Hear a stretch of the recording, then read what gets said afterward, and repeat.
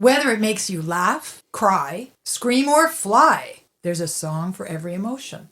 You're listening to Mike and Priya, and they're talking about the songs that make up the soundtrack to your life. Because life is in the lyrics. Yeah,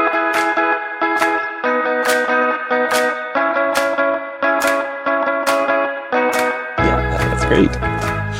Welcome to Life is in the Lyrics, everyone, where we talk about the role music and lyrics play in our lives. And as you may have heard in our intro, we're joined by a special guest today. We sure are. You may have heard a different voice in that intro, as Priya mentioned.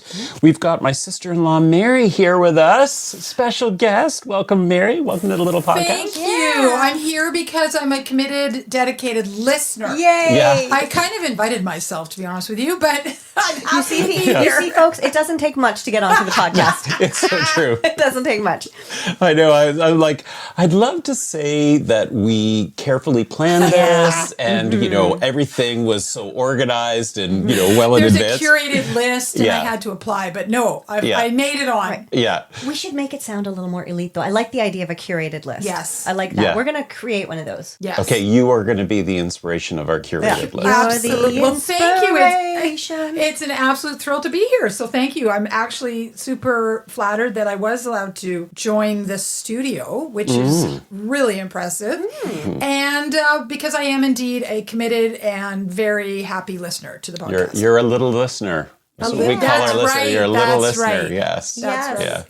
Well, it is kind of fitting. I do think it's kind of great how this worked out because we're going to be talking about something in this episode that is related to strong women in recognition of the International Women's Month. Yes. And so I'm sitting here in our studio and I've got two very strong women in front of me.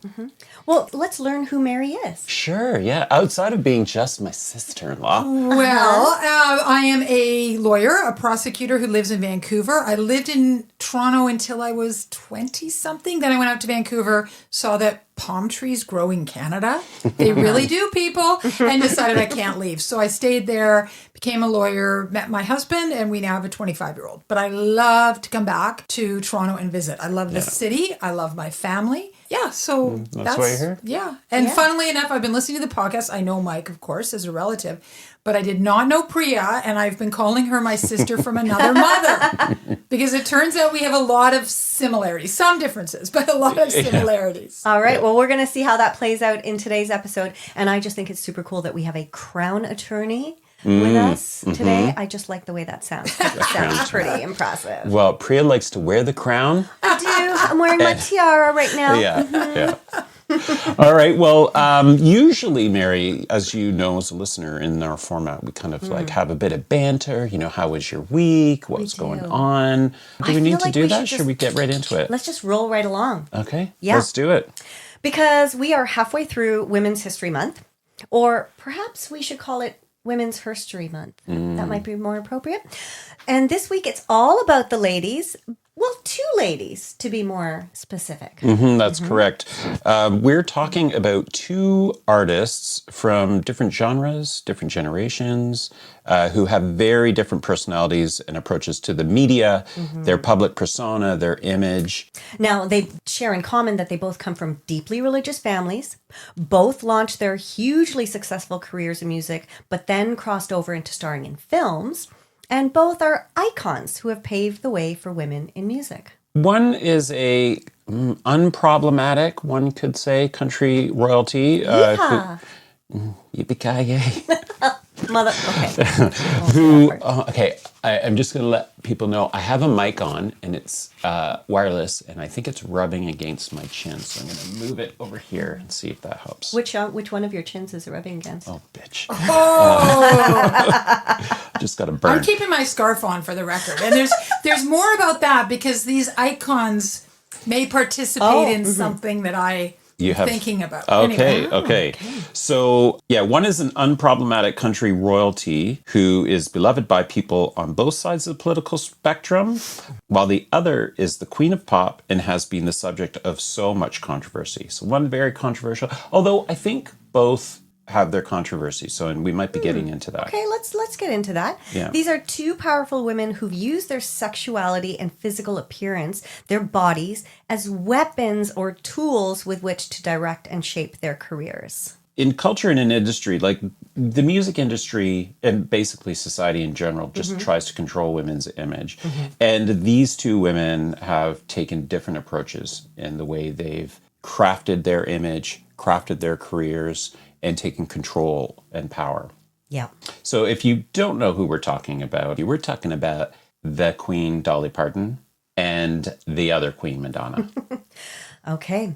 All rise, except for us, because we've got headphones on. The court of the little podcast is now in session with the less than honorable judges, Mike and myself, Priya, presiding over the case of female artists versus the goddamn double standard. Yes. Okay. I don't think we're supposed to swear in court. Well, then we're off to a fucking bad start. Jesus. Okay. Okay. So let's get into it then. I think I'll just let the little listeners know these two women I'm in the room with right now, they can talk really good.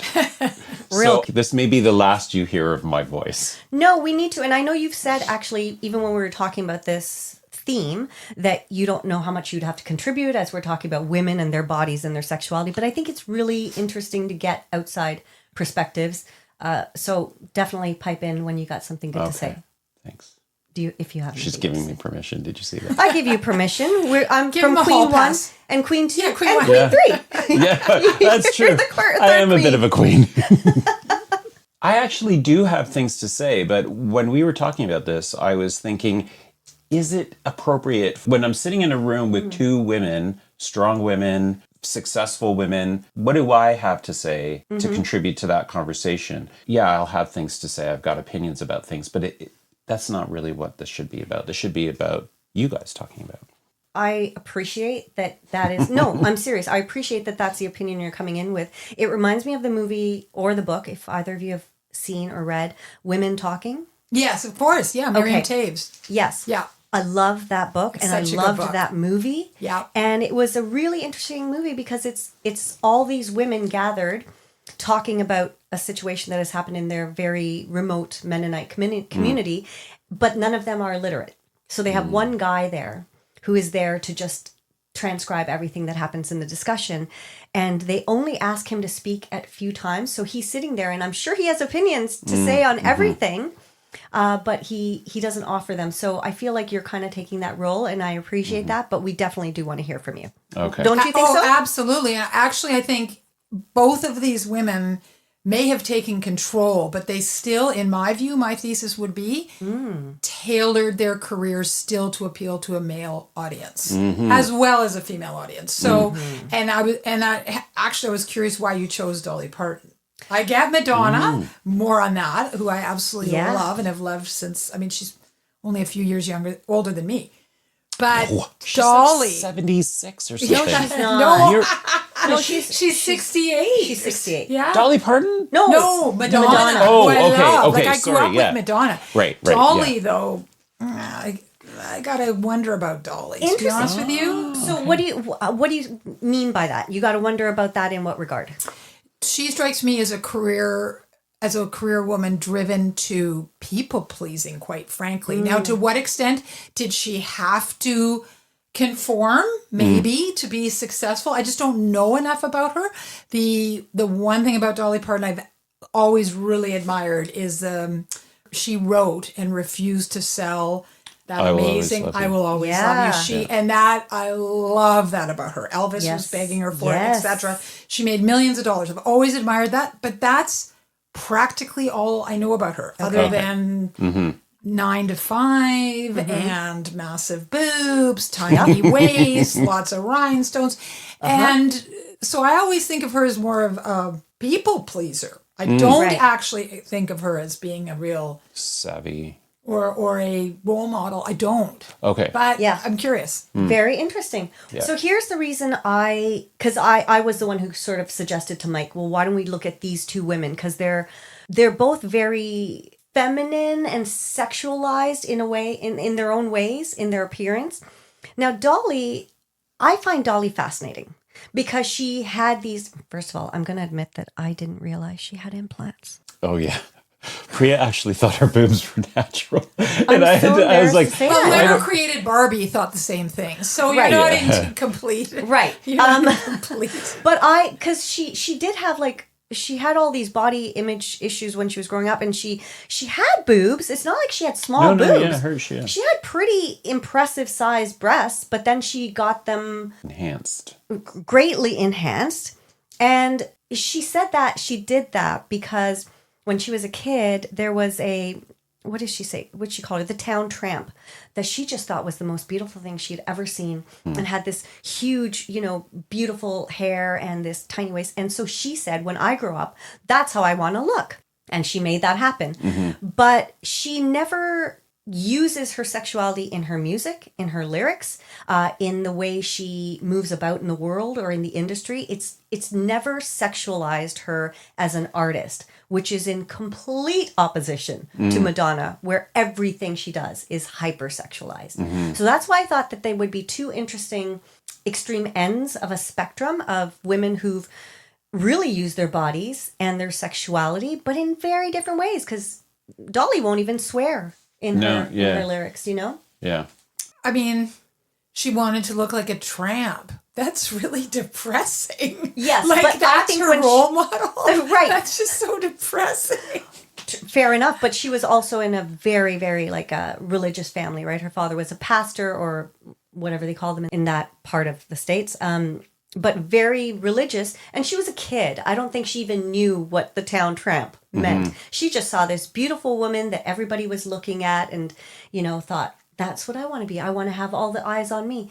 But I do appreciate that she's never been crass about her sexuality and the way she looks. Her presentation can be perceived as a bit Trashy, maybe. Trashy, but not trashy. crass. Yeah. Because she never... She's not grabbing her crotch or wearing, Cone bras. She's not or wearing anything. cone bras. Well, she also was married for her husband who just died. They were Yeah. married for 60 Something like that. Yeah. And he was never in the picture. publicly. 100% behind her and supportive of her. And then just the little bit of research I did, it was interesting to me to see how much of her money has gone to charity. I think that's so Huge interesting. amount. It's so interesting. So she obviously valued her success, wanted to share it. Yeah. Yeah. Or values, sorry. Yeah. The thing that strikes me that's so different between the two of them is that they kind of liberated themselves and their womanhood in different ways. Like Madonna really was, I'm a woman and I have sexual desires just like everybody else, and I'm not embarrassed or ashamed to talk about it, sell it, promote it. Whereas Dolly, it seems to me, she's taken on this persona. Like it's a drag getup, right? Like this is the question would be, okay, this is who she is, but who is she when she's not dressed in drag? Right. Is there a different Dolly, and what would that person be like? Well, I think that the philanthropy, a lot of that is at the heart of who she is as a person. And not just the philanthropy, but also I'm interested to talk about the controversy, because I think we can all agree that Madonna is a very controversial figure. She always has been, and she stokes controversy, right? From the very beginning, in her wedding dress, writhing around on the stage of the Grammys, she was courting controversy. And good on her, because it launched a career that has spanned decades. But Dolly shies away from controversy. She's not political. She's very apolitical, although interestingly that she declined the Medal of Honor that was offered to her by Trump twice. Yeah. She had excuses both times, but she declined. And interesting also that she donated $1 million to the development of the Moderna vaccine. So some people might think because she comes from Bible Belt territory that she's super conservative or whatever, or Republican. But she is just she talks about how I have as many fans that are conservatives Republicans as I have that are Democrats, and I don't want to offend anybody. And so she really just is about peace and love, and she tries not to get involved in controversy. Whereas Madonna, I feel like she welcomes it. And I'm not saying that there's anything wrong with that either. I'm just saying that that's two different approaches. Well, Dolly, I mean, the fact that we don't know much about her, I would say I don't know much about her. Whereas Madonna, I feel she's been trying to let us know everything about her. That's her career. I mean, I love Madonna. I love Madonna's music. She's an incredible dancer, but I actually don't love her addiction to the spotlight. I mean, that's the criticism of Madonna. I was actually just coincidentally, I happened to be listening to the Audible version of Britney Spears biography, autobiography. It's really good. I'm at the chapter where she and Madonna are at the VMA Awards, and she's Where they talking kissed? where the kiss. With Christina Aguilera? Was it the Yeah. three-way kiss? Yes. No, this is a two-way. This is the original two-way kiss. I don't think Christina Aguilera also kissed Madonna in that performance, and it never gets mentioned. It's always the Britney Madonna kiss. Really? Well, Britney's taking credit in her book for being the one. She said in the practices they were only air kisses. But anyway, she's talking about how Madonna tried to mentor her, and she wished she'd listened to Madonna more about being in control of her own career or doing her own thing. So even whenever year that was, the point being that Madonna did want to help female, but Britney's basically saying I wasn't receptive to it. I was too young, too ignorant. I kind of think that Madonna is what allowed Taylor Swift to become the person she is. Interesting. Talk more. Because Madonna was the super. But well, first of all, I hate to tell you both, I don't like Taylor Swift. Oh! And end of podcast. Yeah. Thanks for being here, Mary. No, don't drag me out. I beg of you. Where did those huge burly people come from? Yeah. Oh no, it's a trap door. That's right. Go on. Yeah. I barely know her music. The few songs I've listened to, I have not liked. This whole tour is insane to me. It makes no sense why people are willing to spend that amount of money. None. And I actually don't think she's such a great role model running around in her like little cutesy short shorts and double Spanx and her high heels. It's like I don't see Taylor Swift as being a role model at all for young girls. Maybe these friendship bracelets make up for it. But anyway, my point being that Madonna started the mega tour. Madonna really like a little bit of Michael Jackson, but she went Blonde Ambition was a whole other level. And she also started a little bit of the, girl crush or whatever, like just people want to be, if only I could be as cool as Madonna, if only I could be as fit as Madonna. And her FU attitude about everything was something like, imagine if you just didn't care that much. But I feel like, okay, yes, I agree with all of that. But I kind of feel like Cher did that before Madonna. Yeah, no, and Cher, interestingly enough, I'm listening to her Audible book as well. Okay. Both Cher and Britney, both of whom apparently I guess are too big to read most of their own books. They sort of read a little bits of each chapter and then they leave it to other people. Right. Oh, really? Yeah, Wow. It's terrible. Again, I think Cher is actually an interesting example. I think Taylor Swift owes a lot to Madonna. That's all I'm going to say. Yeah, I think that's fair to say. I think probably a lot of female artists would admit that Madonna paved the way for them to have the success that they have. I remember seeing some interview with Pink online where she was being interviewed by somebody and they had asked her opinion of Madonna's face. And Pink's response was like, why the fuck are you asking me about Madonna's face? We should be talking about how she was a badass that paved the way and allowed female artists like myself to have successful careers. That's what's important. What her face looks like is, she's like, I've got no opinion about that. Right. Well, that's interesting too, because for instance, Britney Spears is saying, and remember at the time, the controversy, same with Taylor Swift. How come you're busy asking me like, when did I lose my virginity? Are your breasts real? That's always, female musicians arguably always have that challenge. Well, females in general. But Females yeah, in general, but except I think that quite frankly, I think Madonna's face is on the table a little bit because, and both these women, as I alluded to early on, may be icons and maybe role models, but they are using a lot of artificial shit to look the way they look. And why does Madonna want to look the way she looks? And see, Mike knows I'm quite obsessed right now with, because first of all, I love your scarf, Mary. Because I wear scarves all the time, because I have a turkey neck, and because women my age, half the women I know now are getting fillers and this, Right. and they're starting to look half weird. half your age. Women in Yeah, their no, I know. mid And to late 20s are starting to right. get Botox. I And know. I'm envious. I wish I had the guts, quite frankly, to do something about my face. But But what bothers me is that they are buying into that. That the Dolly and Madonna, you mean? Or Yes. that other women? Yes. Well, Yeah, I mean, women generally have, and why, if we have these strong women who are known for their music, in theory, that means obviously their appearance is a big part of their music, and it shouldn't be. okay, go ahead, Priya. no, you were going to say something. Well, I was just gonna. I mean, there's a question about the buy-in, but there's also for me a question about the control over it. It's like the choice to do what they do because of the other elements. It's not like they're right on Desperate Housewives. Well, you're saying their marketability truly depends on how they look and keeping their youthfulness, whereas. Well, there's that, but there's also that they're not just doing it because they're selling records. They're doing it because they understand as businesswomen that this is an element that gets attention, and it's a lever for them to be able to do all the other things as well. Versus women who buy into that look strictly for vanity, strictly for attention. That isn't really contributing to anything other than them being pretty and a celebrity.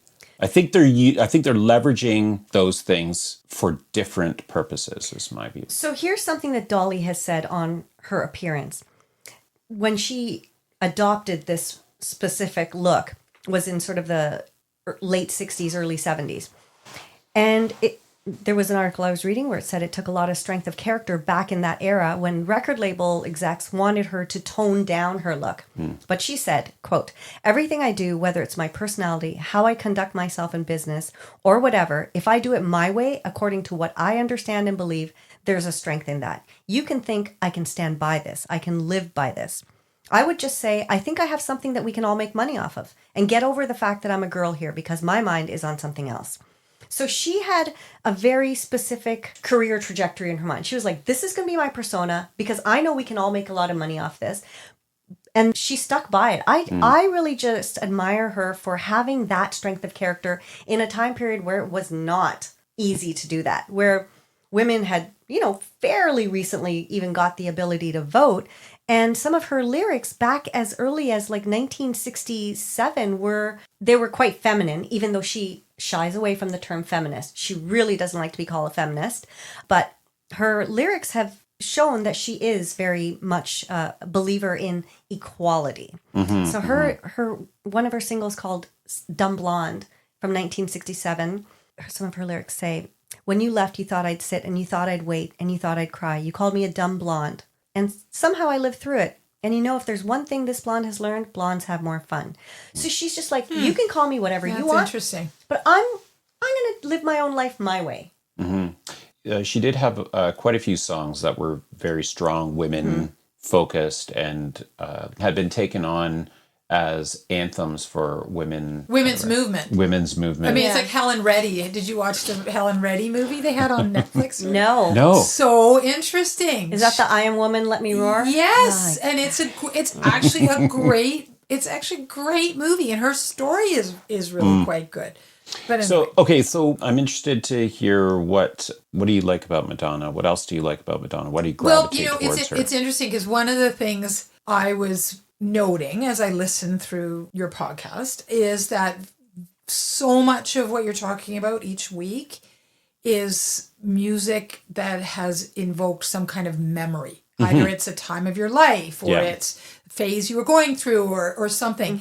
And so I was thinking about Madonna and I thought, she's been with me for every time in my life. Right. But interestingly, I don't have a ton of memories related to her. She's not an evocative performer in that sense, but she is just fun. Like I have memories of listening to Borderline, Like a Prayer, all those songs.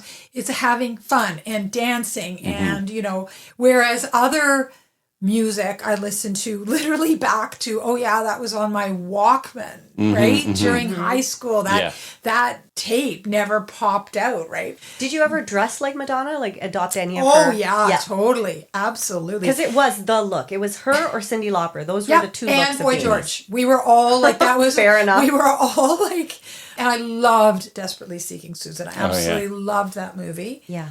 So what was her appeal for you? But like, if you can go back to that period. Exactly. I would say it was just fun dance music. I actually didn't take a lot of value from them. I'm walking away from my dad, making my own decisions. I actually don't think of Madonna as being a singer who's spoken to me. I just think it's always been just good fun. And constantly talking about her. I mean, the whole the documentary, the stupid coffee table book, her just Evita. I loved Evita. I thought she was so good, and she was determined to do that. She had to lobby. I thought it was great that she, she could probably have frozen her eggs, but she decided, no, I'm just going to have a baby, right? And she did it with Carlos Leon, right? So I liked that about her, that she had a vision of just what she wanted to do. I think she still is a manipulator, and I know who knows what's the difference between an influencer and a manipulator. I don't really know. I think she's more a manipulator. And I do find, I know we shouldn't talk about women and their appearance, but I've been listening to Bruce Springsteen for just as long there. John, shout out to Bruce Springsteen. I've been listening to Bruce for just as long, and I don't see him having to do any dramatic facial reconstruction to make himself relevant still. But isn't that the double standard? But I think here's somebody who could have broken the double standard, and that's what makes me so frustrated. Like, I know Pink, you said it was asked about Madonna's face.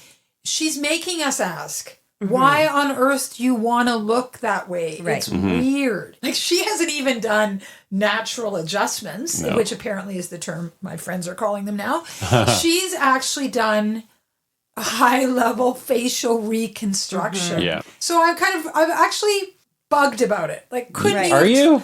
Yeah. I'm not picking that up at all. Well, that's another interesting way in which Dolly and Madonna are slightly different, right? Because Madonna has, as you say, like, if you look at a picture of her today from even 10 years ago, it doesn't look like it's the same person. It's not but Dolly's look has relatively stayed the same, and she's very funny. She's always self-deprecating about the amount of surgery or little procedures she's had done. She says things like, if I see something falling, I'll have a nip, tuck, pulled or sucked. Like, she'll say things like that, but in a cutesy way. And she does these little procedures to maintain the way she looks.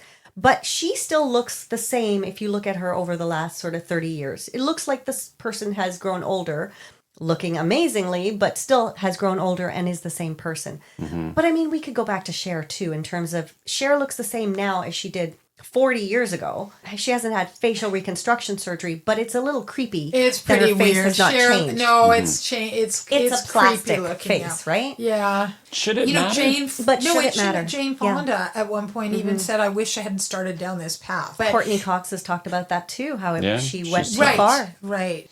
Anyway, it shouldn't matter, and it bugs me that it matters. And why does it matter?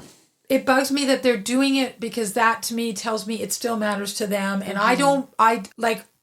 are they really doing it just for themselves? I don't know. But again, like, what does that matter? Whether they're doing it for themselves or they're doing it to ensure that they have the attention that they need to be able to then continue to accomplish the good things that they're doing. There's no way they wouldn't have the same attention. Like that. Exactly. At that level of success, they don't need it for their careers. So why are they doing it? Why is it my business why they're doing it? It's not. But if we're talking about, icons, role models, like, it will be very interesting to see how Taylor Swift ages, quite frankly. Should it matter? I mean, and then poor Tom Cruise gets fillers, and it's like everybody just laughs. Yeah, but that's because he's an asshole. That's another topic. Yeah. Well, I think, it's a good question of whether it matters or not. And I feel like aging is hard, regardless, right? But it's harder when you're in the public eye. And when you're used to having been in the public eye for 30, 40, 50, 60 years, what must it feel like to lose that attention, right? Because that's what you've become kind of that's become associated with your whole life. Well, and I think it would also, and I don't know if we've said this before, but I think it also would be weird to be immortalized in these different times in your life. I mean, we have photos of each other, right, throughout the years. But if you're in the public eye, I always think of Friends because it's still so popular, those reruns. And these actors, when they had that reunion, it was like, wow. Yeah. But I think, I do think it would be, I agree with you, Priya. I think it'd be weird. It would be challenging to be in the public eye and, in my view, to be immortalized that way. But I think, if we're going to try and relate this to our own lives, I am always commenting about how old I am, how bald I am, how fat I am. I'm always picking apart my own look. I'm definitely aware that I'm aging and I look very different. And so is it different for us than it is for celebrities? Well, I think, Priya, you said, I can't imagine how awful it would be to be a celebrity when, in fact, it really should be about your craft. Right. And I think that Madonna never made it just about her craft. I mean, we haven't even talked about what are her top 10 songs. Vogue. It would be hard to pick top 10 for Madonna. I feel like I could pick top 20. She's had so many. But Like a Prayer, Like a Virgin, Get Into the Groove, Papa Don't Preach. That's only from her first album. That's what I was going to say. Those were in the early career. That's the Blue album. So what are her more recent ones? There's quite a few songs that are about empowerment. That Madonna had. And I did this little search online in my intense research that I do. And full transparency, I was a huge fan of Madonna when I was younger. Same. I'm still a fan of the older, but I kind of fell off the Madonna bandwagon around Hard Candy, that album. And that came out in 2008. It wasn't very good. Hard Candy was good, but then it just kind of I just felt uncomfortable with how I was responding to her persistence of maintaining relevancy. And it just felt kind of weird to me. Didn't we go to her concert together? We did. Yeah. And you got really pissed off because one of the big screens weren't working. And she left our seat and she's like, I'm going to complain. And she did. Priya went and she complained to I have no memory of that. You were so pissed. But the word you just used, Mike, relevancy is so interesting because you're a musician. Your relevancy should be your music. I know. So, but she's never been just about her music. No. Ever. Right. That's what's so fantastic. Desperately her music and her image are intertwined. There's no separating them. And I think that's where it becomes more challenging, I would imagine, as you grow older, because you've never been a private person. She has never been a private person, whereas some people, when they're not on tour, they might just try to go about leading their lives quietly, but that's never been her style. She's always been in the public eye, and so she probably could never just walk around the world without people saying, oh my God, aren't you Madonna? There's no way for her to now separate herself today from they that. would not say that because she doesn't look like Madonna. Well, but she's, usually when she goes out in public, she's so adorned with all kinds of jewels and lace. And she looked so beautiful. Madonna's always been a beautiful woman, but she looked so beautiful, gorgeous. She was aging beautifully. So I think it's just sort of too bad that she didn't like it. I agree. I just think it's too bad that society makes it so that you can't like it. It's very difficult. You see men like Richard Gere and all these older... Bruce Springsteen. Well, Mick Jagger, when he was... What was he on recently? And I was looking at him and I was thinking, has he had work done? I'm trying to figure it out. But again, never... It's just not the same. No, it totally... We do not judge men the same Except way. for Tom Cruise. Aging men. But even Tom Cruise. He might get a little bit of jabs here and there, but I haven't heard a lot of... When he had all that work done, I remember there being a backlash. Yeah, he looked kind of weird. But it is true, but it's a beauty model, whereas older men, everybody thinks it's silver fox, you know. But if a woman has gray hairs, it's like, oh, she looks old. So there is that double standard that it's just. Or Jodie Foster has and Annette Bening That movie Naiad, did And you Helen see that? Mirren? It looks like neither of them have done anything, and they Yeah. look their age, and they look gorgeous, and they're amazing actresses. So All right, well, there's two Madonna songs and lyrics that I Oh, I can't wait to Pulled. see if they're the same as any of the ones I pulled. All right, one of them is Jump, Okay, no. and that was from Confessions on the Dance Floor in 2005. And lyrics, so the song starts with, I haven't got much time to waste, it's time to make my way. I'm not afraid of what I'll face, but I'm afraid to stay. I'm going down my own road, and I can make it alone. I'll work and no fighting, and I'll find a place of my own. And so, she's starting this song off by saying, basically, I don't need your help. I'm going to do this on my own. Yep. And so there's that, like, that female empowerment right off the bat. You're either with me or you're not, but I actually don't care. I'm doing this anyways.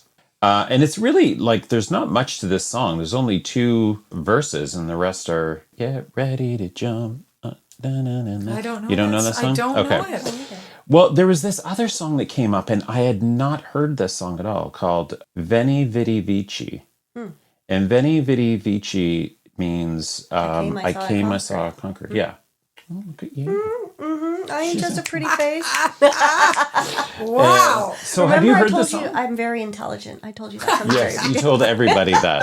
How And many then- languages? 7 languages. She speaks 7 languages. Who, me? Yeah. Oh, gosh. Gibberish. Bitchiness. Yeah. Midnight calls when she's high-ish. Oh, Lord. Yeah. Yeah. So, but have you heard this song? Nope. Yeah, so this came out in 2015, and this was on her Rebel Heart album. And again, I kind of fell off the bandwagon there. But some great lyrics in this song. It's a song that she wrote about a reflection of her life and what it took for her to get here. So she's like, seems like yesterday I was a baby on the street. I took a holiday. I was stepping to the beat. I had to pay my rent on the Lower East Side. I threw my tag around. Let B-boys take me for a ride. I started writing songs. I kind of got into the groove. They tried to criticize my every single move. But then I realized I had nothing left to lose. It took me by surprise when I became the news. And That's a great song. That's a great lyric. and so, yeah. after... and those are how many of her titles are in there. In the Groove. She's named a bunch of her Yeah. titles. Yeah. That's really clever and interesting. So we'll play that after the episode so we can listen to it. And then, of course, Express Yourself. Oh, Yeah. yeah. Right? That was I mean, such a good song. That song... Such a good song. So you had said earlier, Mary, that, Madonna's music was fun, but do you not think a little bit that some of that was speaking to some part of you? Maybe, but my love of Madonna's music does not resonate With the lyrics or the lyrics content or the same kind of memory trigger thing, which interestingly is I Will Always Love You is a song I just have such strong memories from having seen that movie and then falling in love with the song and then later learning the backstory and then so funnily enough, that's probably the only Dolly song I know, other than 9 to 5, of course. Which, Now, do you know the origin of that song, I Will Always Love You? yes, it was her manager, or her agent. was her- She was breaking up with Well, a it was- professional relationship. Yes, she was on the Porter Wagoner show. So that was how Right. she started off her career. And so it was after, I think she was on that show for like a decade and they decided to part ways. And she wrote that about him and leaving the show. So it wasn't about a romantic love, which I think is even more beautiful about it because you can relate it to different things. And it's interesting, too, that she, as I understand it, she didn't sell it to Elvis Yeah. That's right. because she hated Colonel Parker. So there's some story there Well, there was that, but also they wanted 50% of the royalties. of the royalties, But and it she may- was like, And maybe absolutely that's not. why she hated Yeah. Colonel Parker. Okay, what else do we got here? What else? Well, Oh, I Madonna. Oh, sorry. want to. You were saying something about Madonna. So here's something that I wonder if this is going to alter our perception of Madonna's taking control of her sexuality. Because I did not know this until I read this. One night when returning from rehearsal, a pair of men held her at knife point. Did you know this before? I did, yeah. Okay, I did not know this. So they held her at knife point and forced her to perform fellatio on them. She said she found that incident to be, quote, a taste of my weakness. It showed me that I still could not save myself in spite of all the strong girl show. I could never forget it. Wow, when was that? I've never heard that before. That was when she was early young. on. She was in That her was early 20s on. in New York. I did not know that. That's awful. But that does, to me, reframe Madonna's career for me, because now it's like, oh, I understand it. You wanted to be in a position where you would never be the victim of somebody using your sexuality or your sex, your gender against you. Yes. And so she flipped the script. And I kind of dig that.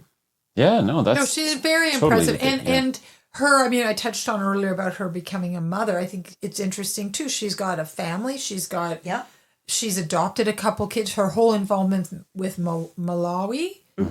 That's really impressive. Yeah, she is a huge philanthropist. Both these women are huge philanthropists. They really are, yeah. And I think that's also super cool about them both, regardless of what we think about, you know, how they've decided to use their image and their bodies. Well, and I think it's also important to point out that we're talking about our opinions based on our knowledge, right? There could be all kinds of things that we don't know. I mean, Madonna did that documentary about Malawi, but I can't say, other than hearing that she adopted children, that she makes a big deal about her philanthropic activity. I don't get the impression that she's constantly banging on about like all the good that she's doing. And neither that is way. Dolly. They do things quietly. Yes. But they do them, you know, and I think that's cooler than Honorable. having to sort of Yeah. shout from the rooftops of what you're doing for the world. But do you think Dolly Parton's having a moment? I mean, that was kind of... I think And definitely. why? And so why is my question. Because to me, she's just always been there. She has kind of the always been there. same, kind But of the... she's doing all these like songs with like Beyonce Sabrina and Carpenter. Sabrina Carpenter and God. and some other. I think she did one with Post Malone on his new album. She did one with Post Malone. Yeah. But she did one recently with a She's black like artist. the RBG now of... You know, RBG was everywhere. Now it's Dolly She's Parton. I 100% guess. everywhere, yeah. And she kind of like is admired by Ruth Bader Bader Ginsburg. Ginsburg was suddenly like doing everything everywhere. Okay. Everybody wants a piece of Dolly. Yeah, There's a lot everybody of wants Dolly a to piece go of Dolly. around. There's a lot of Dolly to go around, and we love her for it. But I do also really think it's funny that when she did the version of Please, Please, Please with Sabrina Carpenter, she had 4 rules, but it was definitely no swearing, no sexual lyrics. So Sabrina had to adjust some of the lyrics. And that is exactly who she is. She's like, I will do duets with any current artist, anyone who asks me, but I won't change who I am for those songs. Well, where do we go from here? I do want to just mention one more lyric from Dolly Parton way back in 1968. She wrote a song called Just Because I'm a Woman. Did you hear about this one? Okay, That was on mine. She wrote this one in response to her then relatively new husband asking her out of the blue if she had ever been with a man before they'd married. And she was just like, well, what does it matter? And that to her showed the double standard of the importance of women being virgins before they married, but men could have had whatever experience they had. And so the lyric that I isolated was, just let me tell you this, then we'll both know where we stand. My mistakes are no worse than yours just because I'm a woman.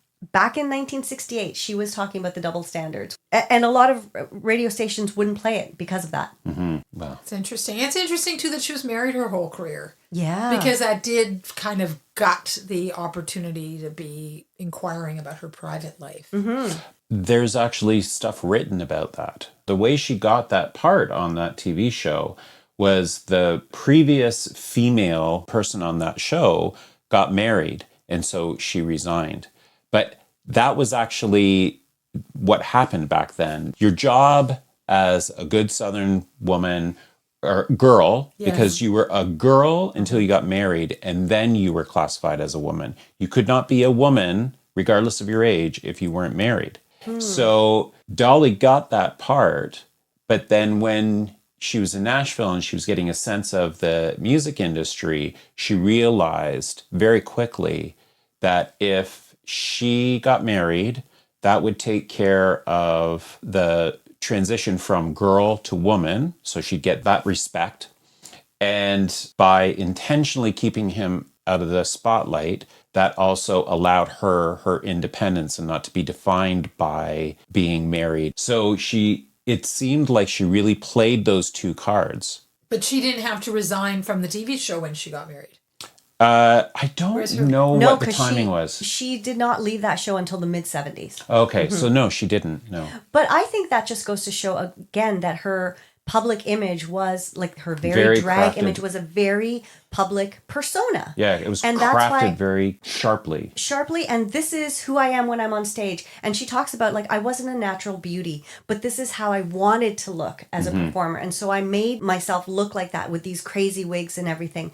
But her personal life was personal and it was very private, and she never wanted it to become part of her career. Right, right. Yeah. Both of them in the end both Madonna and Dolly were strategic. Yes, that's a Right? good word. They really were. And I guess it's to their credit that apparently they were able to fulfill the strategies that they wanted to pursue. Yeah. We don't know totally. Maybe there were changes or diversions or digressions, whatever. But fundamentally, they strike me as being strategic career women who were successful in a time when it was potentially hard to be. And who really did change the way female artists could present themselves in the world, because we would not have had Katy Perry, Sabrina Carpenter, Christina Aguilera, any of the female artists now, Taylor Swift.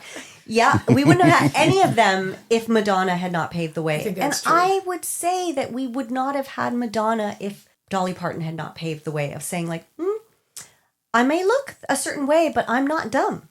I'm taking charge of my career, and you can say whatever you want to say about me, but I know exactly what I'm doing. All right, well, why don't we wrap this up? And so as we do that, throughout this episode, you've mentioned a few songs, Mary. Definitely with Dolly Parton, I Will Always Love You. Always love Yeah. that song. Yeah. Any other songs from these artists, or any other strong female artists that rise to the top for you? I wish I'd thought more about what my favorite Madonna song is. I don't know why I didn't think of that. I think it's got to be Like a Prayer.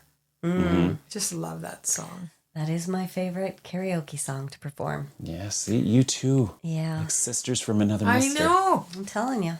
I'm telling you. What about you? Do you have a favorite from either of these? Favorite Madonna? Both. Or both? I think for me, Dolly Parton, Islands in the Stream definitely brings back lots of memories. Yeah. I do. Oh the my stream. God. Kenny Rogers. Okay, just a moment. Ever since it's become the Beckham song, right? What? Oh yeah, that's now belongs to Posh and David Beckham. Really? Oh yeah, they do this whole, it's actually, I can't believe you haven't seen it. No. It's super cute. They Okay. did it for their Netflix special. They post it. They have a little dance they do to it. Oh It's my really God. That's Okay. so sweet. I didn't know that, Really but cute. I'll look that up. Okay. So Islands in the Stream for Dolly Parton. And for Madonna, I'm going to say Into the Groove. I freaking love that song. Even now, I love that song. Yeah. Boy, you Boy, got to prove your love to me. Yeah. Borderline is awesome. Yeah, there's so so many. but we're gonna do an episode on the 80s because 80s music is just You can't just do one episode yeah, on the 80s. Yeah. Don't you Like, think it'll that's have to because be of a our series. It is. age that we love the 80s so much? I think we could do a series of episodes on the 80s talking about how people hate the 80s music. And there's a lot to hate because there are some really dumb songs. But then when you think of Madonna, Michael Jackson, Janet Jackson, the Police, Okay. some amazing artists that That's came up in foreshadowing. that. That's foreshadowing. Well, It's like, and no. the 80s are Yeah. having a resurgence. I put on a song, or will put on a song the other day, and I was singing along. He's like, "How do you know this song?" I go, excuse me. Yeah, this I is knew from this my- song Lived that. first. Yeah, Right. Yeah, yeah. exactly. Yeah. And what about you, Priya? For me, songs? Well, with Madonna, it is impossible to choose. Like I said, I could pick probably 20 songs. But Express Yourself is a great one. And I really do love the lyrics of that. I love Material Girl, too. But, yeah. And what was her slow song? Crazy for you. That just takes me back to high school dances in Yeah. such a big way. And for Dolly, I love Jolene. I love yeah. that song. Of course, I Will Always Love You, although I identify that more as a Whitney song. And I also love 9 to 5. That's a hard song not to groove to. Great. Yeah. Jolene, I forgot about Jolene. Well, I think that's it. Mary, how was your, what would you I say give you about 5 stars out of 5 stars. Yay! Your Uber rating. Yeah. Your Uber, music Uber rating. this? Yeah, would you come back? No pressure. Thank you so much for having me. And thank you, as one of your listeners, thank you for keeping us entertained and teaching us about how life is in the lyrics. All right, great. Well, thank you Thanks. so much. It's been such a pleasure to have you and to meet you. And with that, folks, we rest our case, but we would love to hear from you. Yes, you can slide into our DMs. That's on Instagram at That Little Podcast, or shoot us an email at lifeisinthelyrics@gmail.com. And that's it. Thanks, little listeners. We'll see you next Wednesday. See you next week. Da-na-na-na-na-na.